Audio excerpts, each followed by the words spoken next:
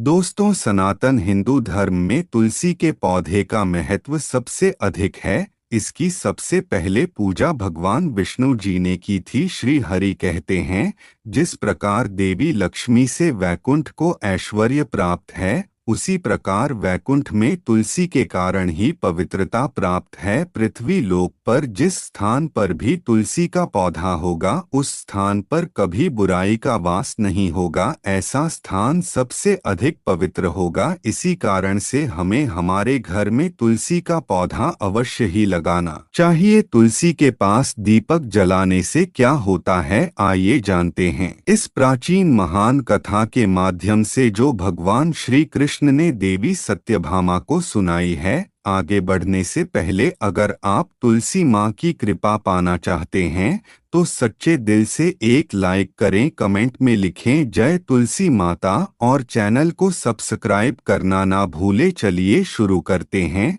दोस्तों, एक समय की बात है, देवी सत्यभामा भगवान श्री कृष्ण के पास आकर उनसे पूछने लगी, है स्वामी, आपने मुझे तुलसी के पौधे को जल देने का महात्म सुना दिया है, लेकिन तुलसी के पास दीपक जलाने का क्या महात्म है? रोज शाम को तुलसी के पास दीपक क्यों जलाया जाता है? इससे मनुष्य को कौन सा फल प्राप्त होता है? तुलसी के पास दीपक जलाने की विधि क्या है तथा दीपक लगाते समय कौन से मंत्र का उच्चारण करना चाहिए? कृपया आप मुझे विस्तार से बताइए। भगवान श्री कृष्ण कहते हैं, हे देवी, आज तुमने समस्त संसार के कल्याण की भावना से बहुत ही उत्तम प्रश्न किया है। तुम्हारे इस प्रश्न का उत्तर देने से पूर्व मैं तुम्हें एक प्राचीन इतिहास सुनाता हूँ, जिससे तुम्हें तुम्हारे सभी प्रश्नों के उत्तर मिल जाएंगे। शाम को तुलसी के पास दीपक जलाने से जो फल मिलता है,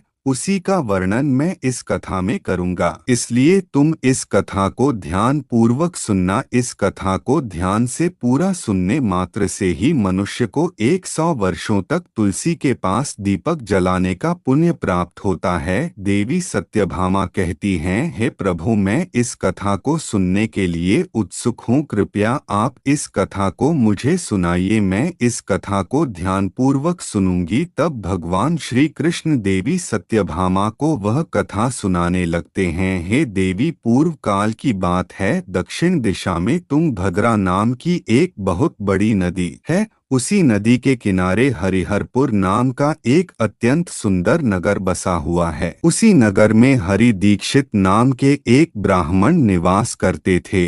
वे अत्यंत गुणवान, चरित्रवान, धर्म कार्य करने वाले तथा वेदों के मार्ग पर चलने वाले थे। उन्होंने समस्त शास्त्रों का अध्ययन किया हुआ था। उसी ब्राह्मण की एक पत्नी थी, जिसे लोग चारा कहकर पुकारते थे, क्योंकि उसके कर्म ही उसके नाम के अनुसार थे। वह सदैव ही अपने पति को अपमानित करती थी, अपने पति के लिए कुवा कहती थी, पति को भयंकर दुख देती थी, पति के लिए कभी भोजन नहीं बनाती थी। उसने अपने पति के साथ कभी शयन नहीं किया, कभी उसके साथ प्रेम से व्यवहार नहीं किया। पति के मित्र और परिवार के लोग घर पर आते तो वह स्त्री उनको अपमानित करके भगा देती थी और स्वयं काम भाव से उन्मत्त होकर निरंतर अन्य व्यभिचारी स्त्रियों के साथ घूमती रहती थी। उसका मन पति को छोड़कर पराये पुरुषों में लगा रहता था। उसने कभी अपने पति से प्रेम पूर्वक बात नहीं की, किंतु पराये सुंदर पुरुषों के संग बैठकर बातें करती थी। पराये पुरुषों को मोहित करने के लिए सज धज कर गांव में घूमने जाया करती थी। कभी वह वन में किसी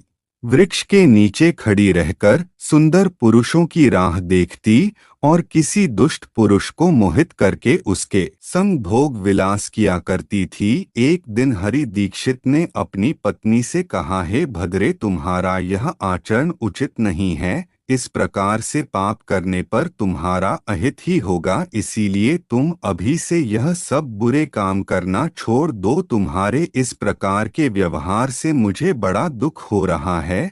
तब उस दुराचार स्त्री ने कहा, ना जाने किस पाप के कारण मेरा तुझ जैसे भिखमंगा के साथ विवाह हुआ है। लगता है पिछले जन्म में मैंने पाप ही किए होंगे, इसी कारण से मुझे ऐसा गरीब पति मिला है, तू मेरी कोई भी इच्छा को पूर्ण नहीं कर सकता। मुझे विवशता के कारण तेरी इस झोपड़ी में रहना पड़ता है, भिक्षा में लाया हुआ भोजन खाना पड़ता है, और अधिक मैं इस कष्ट को सहन नहीं करने वाली। किसी दिन मैं तुझे छोड़कर अवश्य चली जाऊंगी, तेरे साथ रहूंगी, तो इस जन्म में भी मेरे द्वारा पाप ही होंगे, इसलिए अब मैं किसी अन्य धनवान पुरुष से विवाह करूंगी। हरि दीक्षित ने अपनी पत्नी से कहा है, प्रिय तुम इस प्रकार के अपशब्द ना कहो, इस प्रकार से अपने पति को त्यागने का विचार मन से छोड़ दो। जो स्त्री अपने पति को त्याग कर पराये पुरुष के पास जाती है, उसका अहित ही होता है, उसे नरक में जाना पड़ता है। उस दुराचारी पत्नी ने कहा, नरक में तुम्हें जाना पड़ेगा, क्योंकि तुम कोई काम धंधा तो करते नहीं, भीख मांग कर खाते हो और मुझे भी झूठ खिलाते हो। को दुखी और असंतुष्ट रखने वाला पति भी नरक में ही जाता है, और तुम्हारा घर कोई नरक की सजा से कम नहीं है। तुम्हारे साथ इस घर में रहने से अच्छा है मैं नरक में जाकर रहूं। इस प्रकार उस हरि दीक्षित की पत्नी ने अनेक प्रकार के कटु वचनों से अपने पति का अनादर किया और उसे अपमानित किया। श्री कृष्ण कहते हैं, हे देवी, जो स्त्री अपने पति का अनादर करती है, जो अपने पति का अपमान करती है, उसके घर में दुर्भाग्य ही आता है। पति को छोड़कर पराये पुरुष के पास जाने वाली स्त्री को नरक में दंड अवश्य ही भोगना पड़ता है।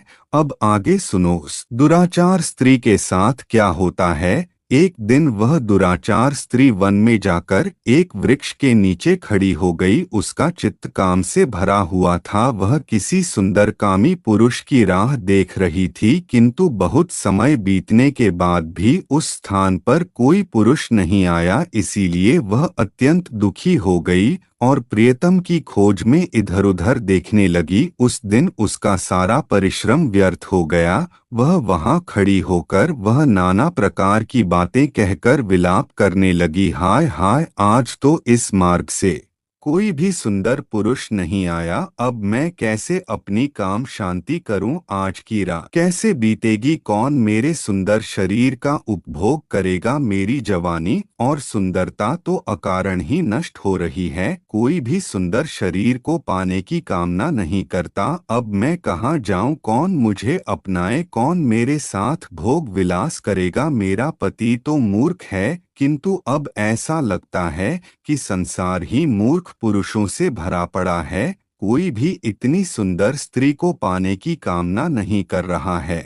मैं तो इतनी सुंदर हूँ कि देवता भी मुझे पाने की इच्छा करेंगे, लेकिन यह संसार तो पापी और तुच्छ पुरुषों से भरा पड़ा है, जो मुझ अप्सरा जैसी सुंदर स्त्री को दुर्लक्ष्य कर रहा है। हे भगवान, कोई सुंदर बलवान और पराक्रमी नर हो तो उसे मेरे पास भेजिए। चाहे वह मेरा भक्षण भी कर लेगा तो भी मैं प्रसन्नता से उसका आलिंगन कर लूंगी। भगवान श्री कृष्ण कहते हैं, हे देवी, इस प्रकार से वह स्त्री जोर जोर से विलाप करने लगी। उसी जंगल में एक भयानक बाघ निवास करता था। उस पापिनी स्त्री की आवाज सुनकर वह जाग गया और उछलकर उस स्त्री का भक्षण करने के लिए उसके पास आ गया। उस बाघ का नाम था ध्वंस। ध्वंस का रूप अत्यंत भयानक था। उसका शरीर काले और नारंगी धारियों से युक्त था, जो जंगल की छाया में घुलम जाता था। उसकी आंखें अंगारे की तरह लाल थी, जो अंधेरे में भी चमकती थी। उसके जबड़े से लंबे तीक्ष्ण दांत बाहर निकले हुए थे,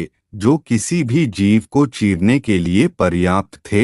उसकी गहरी गर्जना पूरे वन में गूंजती थी, जिससे आसपास के जीव कांप उठते थे। ध्वंस की लंबी मजबूत पूंछ उसकी ताकत का प्रतीक थी। वह अपनी मांसल बलिष्ठ टांगों से जंगल में तेजी से दौड़ सकता था। ध्वंस का पूरा शरीर शक्तिशाली मांसपेशियों से भरा हुआ था, जिससे वह एक ही झपट्टा में अपने शिकार को धराशायी कर सकता था। उसकी नाक से बार बार गर्म सांसें निकलती, मानो वह हर पल अपने अगले शिकार की तलाश में हो। ध्वंस का एकमात्र लक्ष्य उन पापी और दुराचारी लोगों का भक्षण करना था जिन्हें उसकी नियति ने उसे सौंपा था। उस भयंकर बाघ को अपने सामने खड़ा हुआ देखकर उस स्त्री के पसीने छूटने लगे। वह भय से थर थर कांपने लगी। वह स्त्री कुछ करती इतने में ही उस बाघ ने अपने पंजे से उसे घायल कर दिया और वह स्त्री जमीन पर गिर पड़ी। जमीन पर गिरते ही वह स्त्री चिल्लाते हुए बोली, अरे बाघ, तू किस लिए यहाँ पर आया है?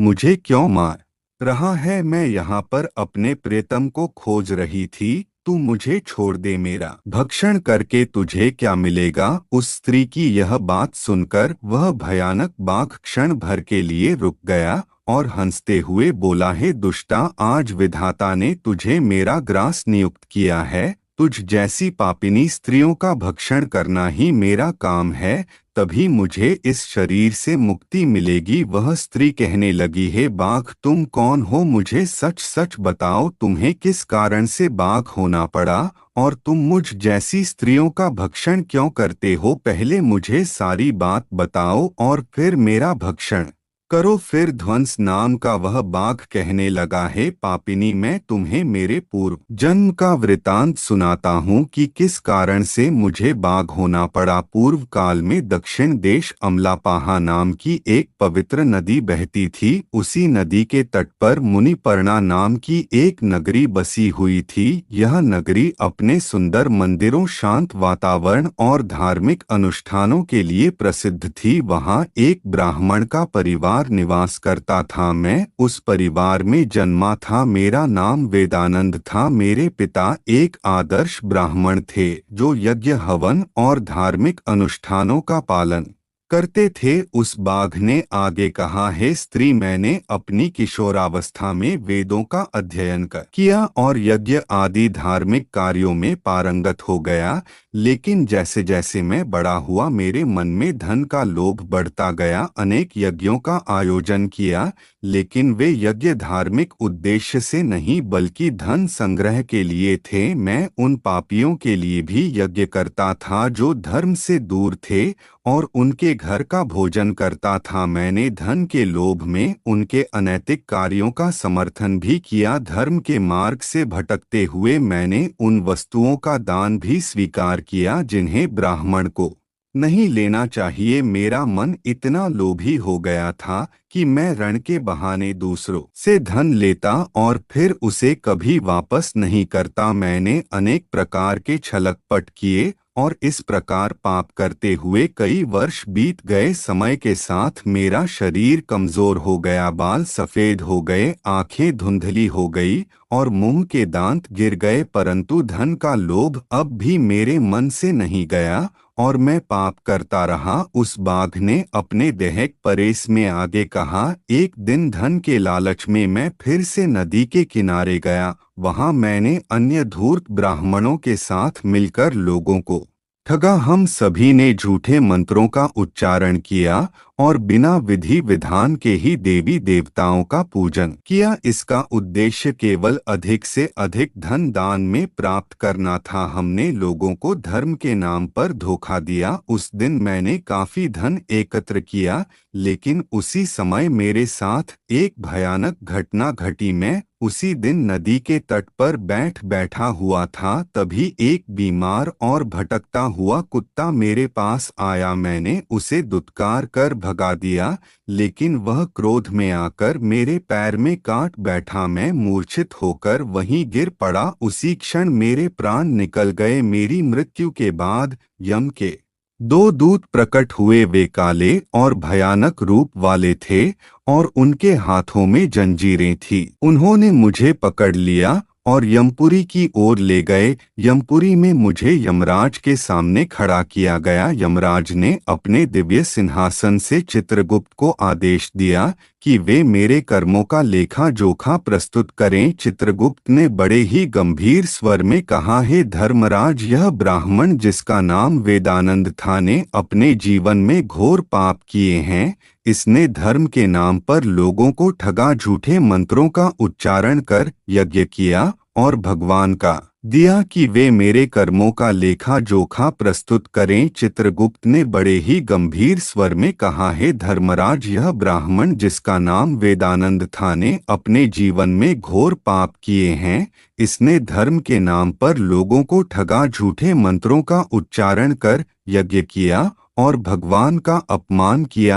यह धन के लालच में धर्म से दूर हो गया। इसने कभी भी धर्म का पालन नहीं किया, इसीलिए यह पापी ब्राह्मण नरक जाने के योग्य है। फिर यमराज ने अपने दूतों को आदेश दिया, इस पापी को नरक की अग्नि में डाल दो, यह वहां जाकर अपने कर्मों का फल भोगे। इसके बाद मुझे नरक की भयंकर अग्नि में डाल दिया गया। वर्षों तक मैंने वहां की यातनाएं सहन की, मेरी आत्मा को भयंकर पीड़ा सहनी पड़ी। अनेक वर्षों की सजा के बाद मेरे पापों के कारण मुझे बाघ का शरीर प्राप्त हुआ और मैं इस दुर्गम वन में निवास करने लगा। ध्वंस ने अपनी कहानी को समाप्त करते हुए कहा, अपने पूर्व जन्म के पापों का प्रायश्चित करते हुए मैंने संकल्प लिया कि मैं कभी भी महात्मा, साधु पुरुष या सती स्त्रियों का भक्षण नहीं करूंगा। मैं केवल उन पापियों, दुराचार और कुलटा स्त्रियों का ही भक्षण करता हूँ जिन्होंने अपने जीवन में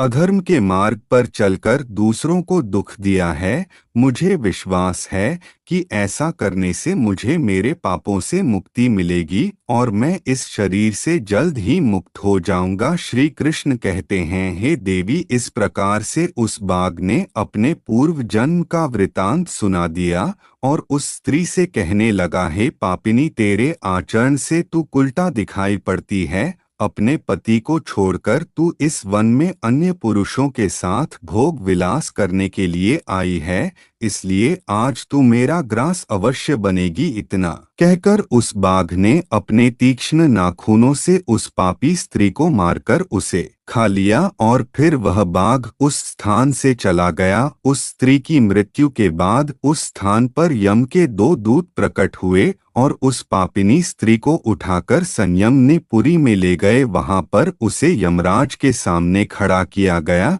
फिर चित्रगुप्त ने उस स्त्री का लेखा जोखा निकालते हुए यमराज से कहने लगे, हे धर्मराज, यह स्त्री तो अत्यंत पापिनी है। इसने घोर पाप किए हैं। इसने व्यभिचार किया है। इसने अपने पति की कभी सेवा नहीं की, अपने पति को भूलकर पराये पुरुषों के संग भोग विलास किया करती थी। उसके पापों को सुनकर यमराज अत्यंत क्रोधित हो गए और उन्होंने उस स्त्री को अग्नि से भरे हुए कुंडों में डालने का आदेश दिया। यमराज के आदेश को सुनकर वह स्त्री अत्यंत भयभीत हो गई और फिर वह दुराचार स्त्री यमराज से कहने लगी, हे धर्मराज, कृपया मुझे मेरे पापों के लिए क्षमा करें। मैंने यहाँ अनजाने में पाप किए हैं। कृपया मुझे प्रायश्चित का अवसर प्रदान करें। यमराज कहते हैं, हे स्त्री, तुमने जो पाप किए हैं वे निंदनीय है। तुम्हारे पापों के लिए कोई प्रायश्चित नहीं है।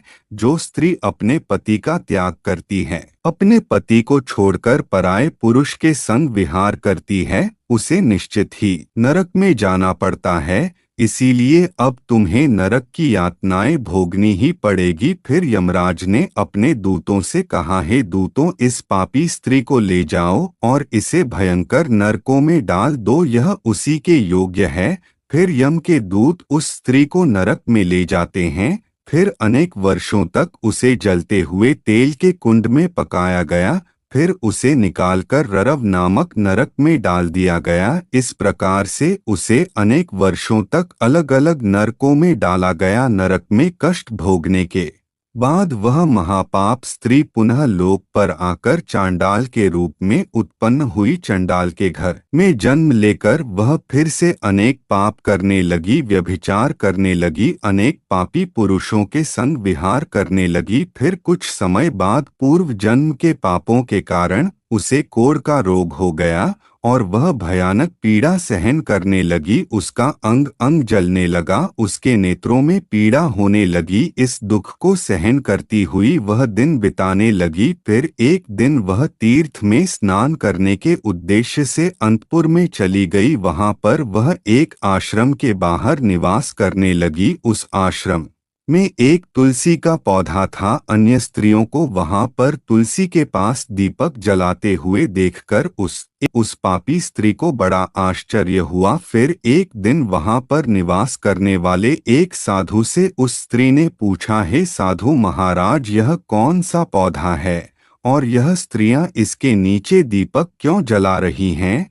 तब उस साधु ने कहा, हे कल्याणी, यह अत्यंत पवित्र तुलसी का पौधा है। इसके दर्शन करने मात्र से ही संकटों का नाश होता है। इस तुलसी को जल देने से देवी देवताओं की कृपा प्राप्त होती है तथा इस वकित पौधे के पास दीपक जलाने से समस्त पाप नष्ट होते हैं। उस साधु की बात सुनकर उस स्त्री को बड़ी प्रसन्नता हुई और उसने साधु से कहा, हे साधु महाराज, यदि कोई अत्यंत पापिनी स्त्री भी इसके पास दीपक जलाएगी तो उसके पाप नष्ट होंगे क्या? वह साधु कहते हैं, हे पुत्री, यह सत्य है। यदि किसी स्त्री ने घोर पाप भी किए हो तब भी उसके पाप नष्ट होते हैं। उसके सभी जन्मों के पाप भी तुलसी के पास दीपक जलाने से नष्ट होते हैं। किंतु हे पुत्री, तुम कौन हो और किस कारण से यह प्रश्न पूछ रही हो? वह स्त्री कहती है, हे साधु महाराज, मैं महापापिनी हूँ। मैंने व्यभिचार किया है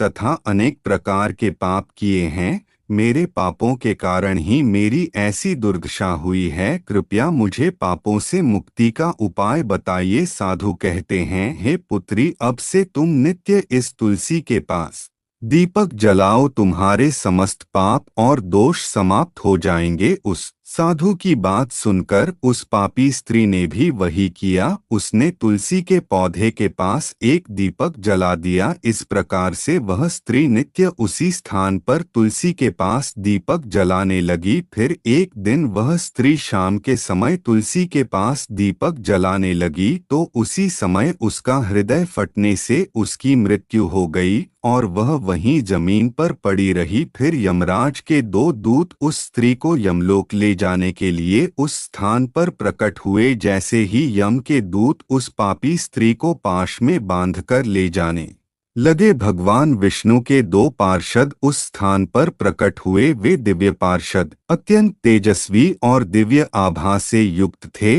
उनके शरीर से स्वर्णिम प्रकाश की किरणें निकल रही थी जो चारों ओर का अंधकार दूर कर देती थी। उनका रूप इतना मोहक और दिव्य था कि उन्हें देखकर किसी का भी मन श्रद्धा से भर जाता। उनके चेहरे पर शांत मुस्कान थी जो अपार करुणा और दया का प्रतीक थी। उनके वस्त्र रत्न जड़ित और रेशमी थे जो नीले और सुनहरे रंग में चमक रहे थे, मानो स्वयं वैकुंठ का सौंदर्य उनके व्यक्तित्व में समाया हो। उनके कानों में सुनहरे कुंडल झूल रहे थे जिनसे दिव्य संगीत की ध्वनि प्रतीत होती थी। उनके माथे पर तिलक और चमकती हुई बिंदी थी जो उनकी दिव्यता का सूचक थी। वे दोनों विशाल कद और बलिष्ठ थे। उनके हाथों में दिव्य गदा थी जो न्याय और धर्म की शक्ति का प्रतीक थी। वे उस स्त्री को अपने दिव्य स्पर्श से मुक्ति का आश्वासन देने आए थे जिससे उसके सभी पाप नष्ट हो सके और उसे स्वर्ग की यात्रा अधिकारी बना सके। उन पार्षदों ने यमराज के दूतों को रोक लिया और कहने लगे, हे यमदूतों, इस स्त्री को तुम छोड़ दो। यह स्त्री नरक जाने के योग्य नहीं है। तुम किसके आदेश से ऐसा अधर्म कर रहे हो? फिर यम के दूत कहने लगे, हे पार्षदों, हम यमराज के आदेश से इस पापी स्त्री को उठाकर ले जा रहे हैं, किंतु आप हमें किस कारण से रोक रहे हो? यह स्त्री अत्यंत पापी है, इसे नरक में ले जाने की आज्ञा मिली है। यह सुनकर भगवान विष्णु के पार्षद मुस्कुराए और बोले, हे यमदूतों, तुम सत्य बोलते हो, लेकिन इस स्त्री का एक ऐसा पुण्य भी है जो इसके समस्त पापों को मिटा चुका है। क्या तुमने देखा नहीं कि इसने अपने जीवन में संध्या के समय तुलसी के समीप दीपक जलाया है? यमदूतों ने चकित होकर पूछा, हे पार्षदों, क्या केवल तुलसी के समीप दीपक जलाने से इसके समस्त पाप नष्ट हो सकते हैं? भगवान विष्णु के पार्षदों ने गहन दृष्टि से यमदूतों की ओर देखा और समझाया, तुम इस बात को नहीं समझते यमदूतों, तुलसी भगवान विष्णु की परम प्रिय है और जो भक्त श्रद्धा और भक्ति से तुलसी के समीप दीपक जलाता है वह विष्णु की कृपा का पात्र बन जाता है। संध्या के समय दीपक जलाने का पुण्य अनंत गुना बढ़ जाता है और यह न केवल उसके पापों को नष्ट करता है बल्कि उसे स्वर्ग का अधिकारी भी बनाता है। इस स्त्री ने सच्चे मन से तुलसी का पूजन किया और दीपक प्रज्वलित किया है, इसी कारण इसके सारे पाप जलकर राख हो चुके हैं। अब यह नरक जाने के योग्य नहीं है। यमदूतों ने अपने हाथ जोड़कर कहा, हे पार्षदों, आप सत्य कह रहे हैं, हमें इसकी भक्ति के बारे में जानकारी नहीं थी। यदि यह भगवान विष्णु की प्रिय भक्त है तो इसे हम कैसे नरक ले जा सकते हैं? भगवान विष्णु के पार्षदों ने मधुर स्वर में कहा, इसीलिए हे यमदूतों, अब तुम लौट जाओ। इस स्त्री ने तुलसी की सेवा की है, वह उस दीपक की रोशनी में अपने सारे पापों को भस्म कर चुकी है।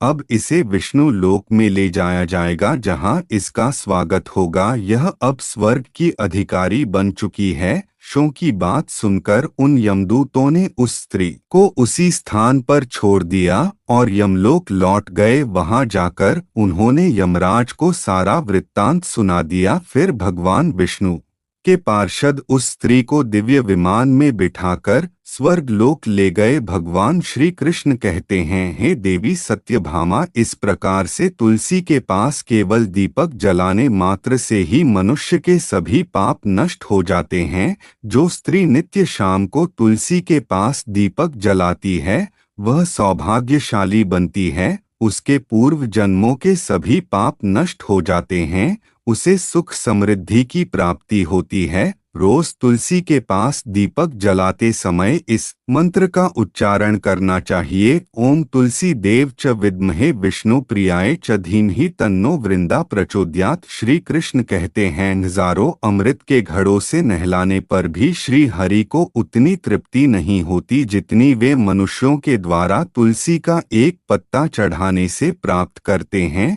10,000 गोदान से जो फल प्राप्त होता है वही फल तुलसी पत्र के दान से पा लिया जाता है। जो मृत्यु के समय अपने मुख में तुलसी पत्र का जल पा जाता है वह संपूर्ण पापों से मुक्त होकर श्री कृष्ण के धाम जाता है। जब भक्त तुलसी के पास दीपक जलाता है तो उस प्रकाश में निहित ऊर्जा नकारात्मक शक्तियों को नष्ट करती है और सकारात्मकता का संचार करती है।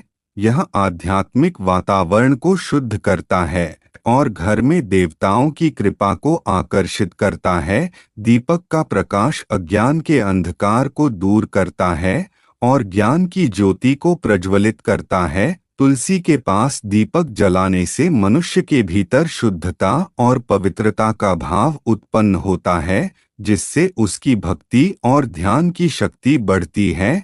यह मान्यता है कि जब व्यक्ति तुलसी के पास दीपक जलाकर उसकी आरती करता है तो भगवान विष्णु का ध्यान अधिक सरलता से प्राप्त होता है। यह साधक के मन को स्थिर और शांति की ओर ले जाता है, जिससे ध्यान में एकाग्रता बढ़ती है। तुलसी के पास दीपक जलाने का अनुष्ठान सूर्यास्त के समय करना अत्यंत शुभ माना जाता है। इस समय दीपक जलाकर तुलसी माता की आरती की जाती है और भगवान विष्णु का स्मरण किया जाता है। इसे करने से विशेष पुण्य प्राप्त होता है। प्रतिदिन संध्या समय में तुलसी के पास दीपक जलाते समय ओम नमो भगवते वासुदेवाय मंत्र का जाप करना चाहिए। यह मंत्र घर की नकारात्मकता को दूर करता है और भगवान विष्णु की कृपा प्राप्त करता है। तुलसी के पास घी या तिल के तेल का दीपक जलाना शुभ होता है।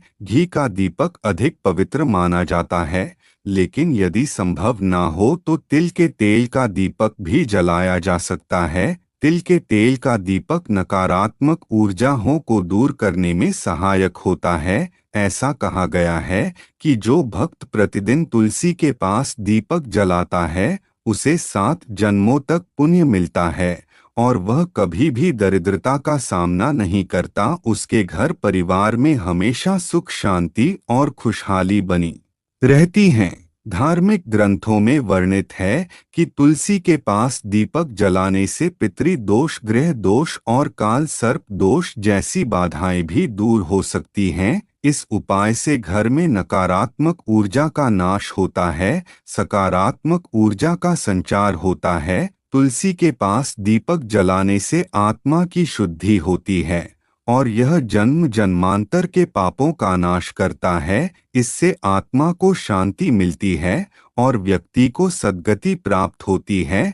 यह भी कहा गया है कि यदि कोई व्यक्ति जीवन के अंतिम दिनों में तुलसी के पास दीपक जलाकर भगवान का स्मरण करता है तो उसे मृत्यु के बाद यमदूतों का भय नहीं रहता और उसे सीधे भगवान के धाम में स्थान मिलता है। तुलसी के पास दीपक जलाने से देवी लक्ष्मी का आशीर्वाद मिलता है, जिससे व्यक्ति के जीवन में कभी आर्थिक संकट नहीं आता और हमेशा समृद्धि का वास रहता है। तो दोस्तों, इस प्रकार से भगवान श्री कृष्ण ने तुलसी के पौधे के पास दीपक जलाने का महत्व बताया है। आपको यह कथा कैसी लगी कृपया कमेंट करके जरूर बताएं। जानकारी अच्छी लगी तो वीडियो को लाइक जरूर करें। कमेंट में जय श्री कृष्ण, जय मां तुलसी जरूर लिखें।